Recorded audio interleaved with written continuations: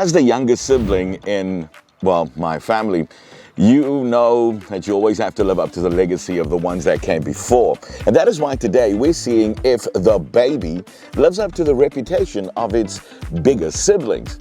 Ladies and gentlemen, meet the all-new Ford Ranger Tremor, a beast built for adventure with the soul of a workhorse and the heart of an explorer. By the way, I didn't write that, but that was an awesome opening line, right? Okay, let's do the review. The Ranger Tremor is the baby brother to the Ranger Raptor and Wildtrak X, and as can be seen, it's instantly recognizable as such with its aggressive stance and bold design. It has a wider, muscular body, higher ground clearance than the standard Rangers, and it even has these blacked out badges and grille and these off-road tires. It makes it look exactly like its siblings. You know that look of, I'm able to handle whatever the South African landscape throws at it. And it's not just cosmetic.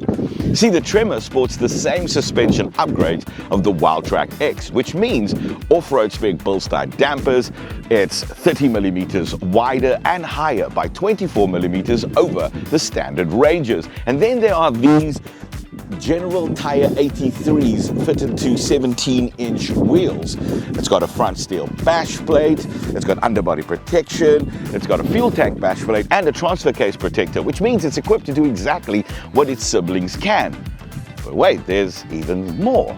It also has permanent four-wheel drive in 4Auto for both on and off-road driving. The system also includes 4High that splits the power delivery to the front and the rear axles, and then it also has 4Low for tackling off-road conditions. And you can even drive it in two-wheel drive mode, sending all the power to the rear wheels.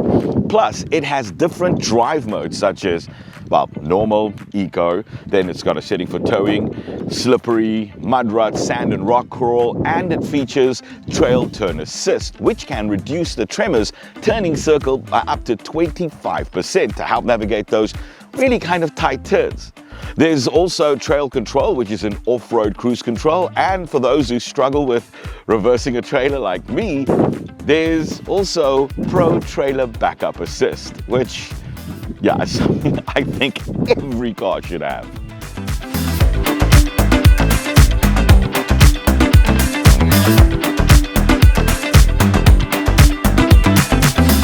Furthermore, it gets things like LED headlight and exterior all-round lighting. It's got folding mirrors, it's got recovery hooks, a steel side step, and also a low box access step, which makes it easy for you to get in the back. It's got 12-volt auxiliary power in the rear as well, rain sensing wipers, a Thatcher alarm system, cruise control, blind spot monitoring, hill launch and descent controls, lane keeping assist, and a killer 360-degree camera system, which helps with parking and when going off-road. It also makes use of the same engine as the Wildtrak X and, well, a lot of the other Rangers, which is Ford's tried and tested 2-liter bi-turbo diesel engine, producing 154 kilowatts and 500 Newton meters of torque. And it's all mated to a 10-speed automatic transmission, and it still retains a brake towing capacity of 3,500 kilograms, which makes it a really good all-rounder in my opinion. Oh, and it has this sports bar thingy here at the back, which reminds me of the previous generation Ranger FX4, which I have both a kind of a love-hate relationship with, but it does look awesome on here. Might just be a little difficult when you need to put something else on. But overall, this car looks amazing, especially in this carbonized gray color. Well, it looks, how would we say? It looks sweet, but, okay, maybe not that high, but it looks cool. The rear bin, or bucky portion like we call it here in South Africa, is the same like all the other Rangers, with a drop-in plastic bin liner, tie-down points, and movable racking system available. You can fit a full Euro pallet in the rear, meaning it can still be a workhorse if that's what you want it to be. The interior of the Tremor is, well, similar to what you find in all other Rangers as well. It's got a good balance of both ruggedness and comfort. It's spacious enough, and very practical. And it's even fitted with all the modern tech that you need. It makes use of Ford's Sync 4 system, and it gives you things like wireless charging as well as wireless Android Auto and Apple CarPlay, and it's all accessible via this 12-inch screen that you find here in front of you. It also makes use of the 8-inch driver display, which you find in the rest of the cars. But you notice that there's a lot of hard plastics everywhere over here. It just looks and feels a bit different, but there's a reason for it, because you see, it's made so that you don't have to worry about cleaning it, especially after a whole day of off-roading and getting it all muddy and stuff. There's even no floor mats in here. There's like vinyl flooring over there. By the way, there's even vinyl seats, which I didn't know was vinyl until I actually read the spec sheet. It feels that good. And then the rest of the stuff is all everything that you kind of get inside of all the Rangers. It's a very comfortable place to be, and you sometimes get mistaken that you're inside of a bucky, and maybe sometimes even think that you're in an SUV. Oh, the one thing that you get in here that you don't get in the standard Rangers are these auxiliary switches. There's a total of 6 of them. Now, they're all pre-wired to certain parts of the car, which allows you to add additional accessories like external lights, and maybe even a winch or whatever else you deem necessary. For me, though, it's, well, all about just how it, well, feels. Because it's almost like you're in an aeroplane and you're about to like take off and you're hitting all the switches and stuff like that. I keep flipping them. People think, what the heck is this dude doing? I don't care, because it's flipping lekker.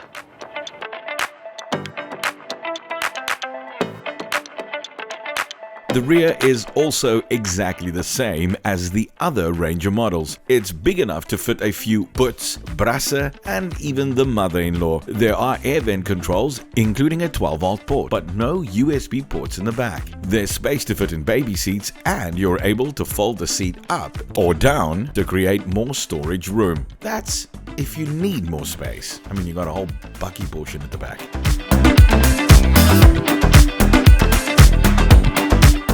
Now, one of the most exciting parts of the Ford Ranger Tremor is its off-road capabilities. And, you know, Ford has equipped it with off-road tuned suspension, which include things like Bilstein shocks and a terrain management system that adjusts the throttle response, the gear shifts, and, well, it even controls the traction control to give you even a better grip in tricky situations like I'm in right now. And for a novice like me, it's just pulling me out of everything without making me look like I'm a pro. And then it's got rear diff locks, which will get you out of some really, really sticky situations.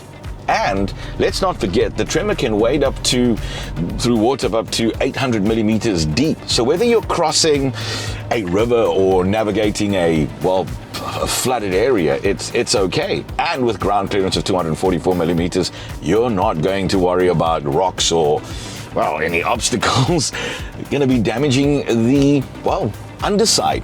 But if you're like me, who's, not really into off-roading, and not because I don't like it, it's just I don't really do it, then you don't have to worry, because when you hit the tar, the Tremor doesn't compromise on its comfort. It's smooth, it's comfortable, it's surprisingly quiet for a car with off-road tires, and this 2-liter bi-turbo engine is also very smooth and very quiet compared to a lot of its rivals, especially when going at higher speeds.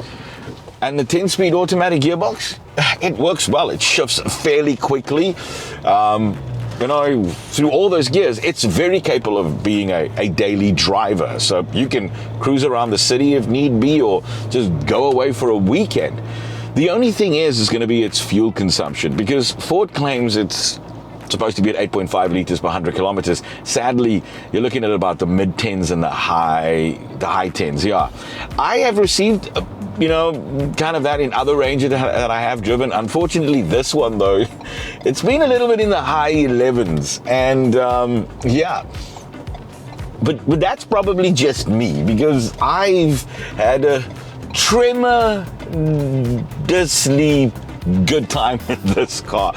Yeah, that was supposed to be like a kind of a dad ching, playing on the word tremor and tremendously, so tremendously good time. But I have had a tremendously good time in this car, and I think you'd have it too. It's good for just everyday driving, if you just need a bucky for everyday driving because you like buckies, and Then if you want to go off-roading, like real off-roading, then this is going to deliver every single time.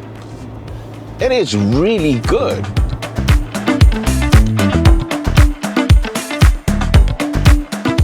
So, how does the Ford Ranger Tremor compare to its biggest siblings? Well, the answer is, it's just like them.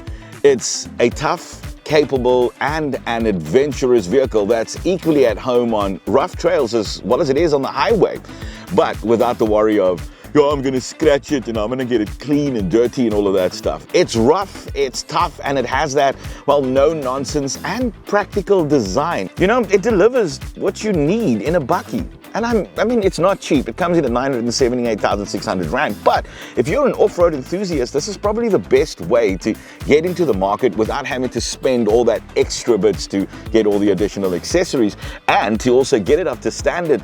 And then on top of all of that, you get all the latest tech in here that's what you kind of really need to make it a lot easier for, well, novices like me.